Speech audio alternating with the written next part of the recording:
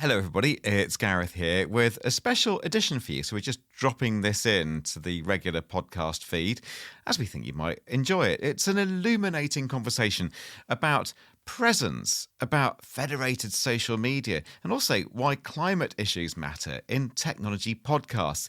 Now, this was from the Digital Planet reunion, and we held it at the end of March. So Digital Planet is a show that ran for many years on the BBC World Service, and a load of us on the team used to work there. And to mark the 1 year anniversary of the end of Digital Planet, it was actually one of our listeners, Richard Lucas, who arranged a reunion. So a whole load of listeners, or former listeners, or present listeners to this podcast came along, as well as me and producer Ania. We also had Ghislaine, Boddington and Bill Thompson, who both were regular voices on Digital Planet. And of course, we have Ghislaine over here on Somewhere on Earth. So we're all sitting there and we're in this wine bar. It's a Thursday evening just before Easter. And we decided that we thought it would be fun to have a little chat about what stories Digital Planet might have done over the last year if we'd still been there. So, as I say, we're in a wine bar. It's Daly's Wine Bar in central London. And by the way, they took brilliant care of us and the drinks there are fantastic. So if you're in central London, do go to Daly's. And we're in this room. You will, by the way, hear a little bit of noise, a little bit of music in the background. This is getting kind of to the middle of the evening. It's just before a 4-day bank holiday. So it's all going on the other side of the wall there. So you'll hear a bit of music spilling over, but nothing that's going to distract you from this fascinating conversation, which begins with producer Ania and really just thinking about what Digital Planet might be reporting on if it was still on air. I was actually thinking about this week because I did a search about the West Africa submarine cable. We did a special about it this week, and I really couldn't find a programme on the BBC that had covered it. An odd little article here and there, but the tech programmes were leading on e-scooter batteries this week. There you go. That's why we need Somewhere on Earth, telling those stories, what I sometimes call the unloved stories. But the internet went dark for millions, probably hundreds of millions of people. Not about far a off. dozen countries. Yeah, across West Africa. So that's a really good example of the kind of thing that we'd have done on Digital Planet, and thankfully we can do because of Somewhere on Earth. So, Ghislaine, wearing your hybrid presence hat and, all your interests in things like home working and what have you, what do you think you would have been talking about across the table from me on Digital Planet had we still been doing that one? Well, yes, I think that we came, Digital Planet, we were running all the way through the COVID pandemic and the lockdowns. We were at home. We had our mics. We went for it immediately. We carried on straight through. And, of course, we miss seeing each other across the table. We miss seeing, because we do quite a lot of eye contact and hand signalling. We do. Around seconds left, etc., So that was a bit more complex, but there was a very good set. We went very fast into a good setup, and we got praise, actually, from the BBC for moving that forward. So, but as some of you will know, my work has been very much based in the living body, the living, sweating, breathing body, and how we integrate with technologies. And particularly, I've been working since the early 90s on telepresence, on remote stage connectivity, which has been, first of all, in my realm of dance, the dance sector. So connecting dancers across the world, that we could work together across time and space. Completely came to me from when I was very young. It was the Apollo landing, of course, that first, we can see and hear them on the moon, My dad wanted me to look at all the engineering and the rockets, but I was obsessed by the fact we could see and hear we could see and hear them, and I wanted to know if they could see and hear us, So I think it's been very interesting to see the shift that's happened through the COVID pandemic, and I think we would have talked more about that in the flow, what I call hybrid presence, this whole area of virtual physical blending that I've been working on for so many years, which has taken so long to come into play, and actually we were all forced into it during the COVID pandemic, which of course wasn't the greatest. The ultimate research group was a negative scenario. But I've been looking a lot at what has happened since and how much we've held into a more hybrid present scenario. How many, workers across the world, 67% of workers really did enjoy this possibility to work at home.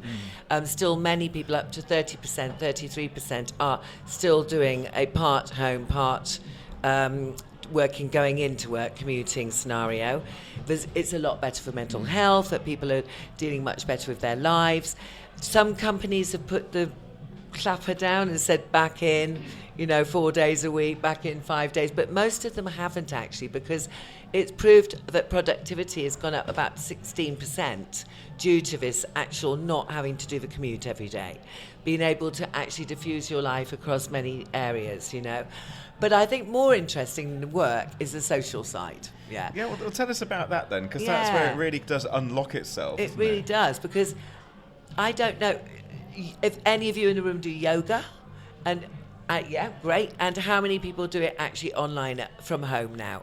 Because apparently 67% of yoga is done at home now. And we've seen gym memberships have gone down, so, not so many of them, but it's a massive increase in fitness and yoga in the home, yeah. And Glenn, are we seeing that going on with any kind of wearables, for instance? Because you can imagine just wearing haptic gloves or, having some kind of sensors absolutely. Or what have you that could make it a shared experience. Area, which is actually probably the most advanced hybrid presence area in the world, where the sports stadiums now today, architects are designing them for hybrid scenarios. So we see I think during lockdown there was like karate, all those things went online. They were doing their expertise in their homes, full of wearables, covered completely, and doing the competitions, whatever. And that is coming in rapidly. So you have sports stadiums even now, but definitely more in the future, where there will be large physical audiences, but there will be also large virtual audiences, and some of the competitors will be there physically and others will be there virtually. And this very fluid mixture, it's quite complex design procedures of event design, in that sense of really working out the experience for the virtual audience and the experience for the physical audience has to be very carefully integrated, because you've got to try and make it good for everybody, So, and lag-free and convincing and stuff. But even more simple things, just to say, like most crematoriums have now, they went online during hybrid for funerals. That stayed in place, Right. And recently for my mum passing, we had, 100 people came live, there with us, but we had 30, 40 people online watching the stream from 10 different countries, which was just wonderful, because there's so many of her friends, her artist friends actually all over the world. And the tech all works out as well. Yeah, it worked well. Yeah. No, incredible. I suppose for my two penneth worth, I think I'd have probably at some point banged on about the continued migration away from some of the legacy social media platforms and, the various views about, the Fediverse, and some people, you speak to about Mastodon saying, I tried it out, didn't really get it, but I think rather misses the point.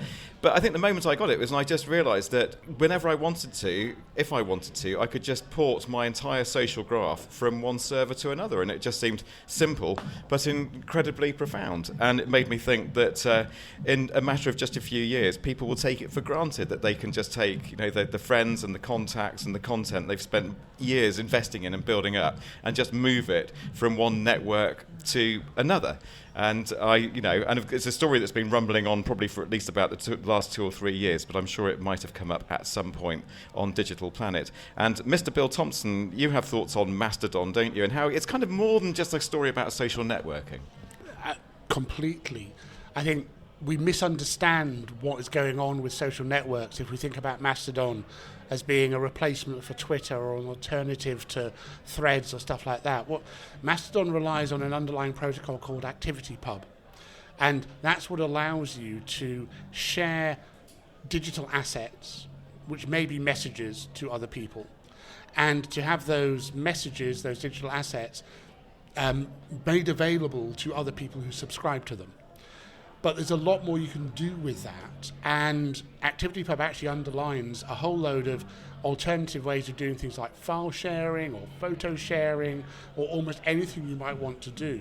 The use just to send short messages to people is actually a very simple and straightforward application of a much richer and complex environment, which is about putting people in control of their online environment, allowing them to make connections and to share where they want to, and to set rules for that sharing which they can enforce. And the idea behind ActivityPub is you can build on top of it an alternative to the billionaire-run, corporately owned networks, and get away from the idea of having a billion-person social graph. Nobody needs a billion people on the network, frankly, into something much richer and I would say stranger, but also that has much more potential to emulate the granularity of day-to-day human life, where, you know, there's a bunch of us in a room chatting to each other. Yeah, we should be able to find that way of doing it, but also we can share photos, we can share ideas, we can share thoughts. So I'm much more interested in the potential of ActivityPub as a way of building an alternative to the linear controlled internet than I am in Mastodon as a particular application. All right, nice one, Bill. Any final thoughts from the rest of the panel? I have one small thing. Ooh, Mr. Thompson. So you asked earlier about what would we be doing on Digital Planet if we were there now. Well, I'd like to hope that we'd now be called Sustainable Planet, and the entire focus of the whole show would be how technology is screwing the environment and how we can do something about it, and reporting on those initiatives that try to do things differently, or reporting on the problems that come from the massive investment in energy use and therefore carbon output of training, Gen AI models, or all those different approaches. There are enough stories about that to fill almost every news outlet every week, and it would be nice to have a space where we could do that. And those are the sort of things we would have picked up on and amplified, and by now they might be part of the mainstream dialogue. No, it's creating that flow, actually, that we were able to in Digital Planet, go back to something a year before, flow things through month on month, follow through like the development of a social networks, follow through the development of a hybrid presence, and I think that that's a wonderful feeling rather than just looking at the next gadget. And I also think it, from a news organisation point of view and knowing how these big news organisations work, a lot of the managers who decide on the content in the main news shows and the current affairs shows do pick up on what other programmes like Digital Planet are doing or used to do, and I can really see a gap there now that they're not being educated, they're not being informed because we're not there to do that. And I think the mainstream media, as Bill was talking about, clean tech, green tech, sustainable tech, that is really missing, and I can see a huge gap there.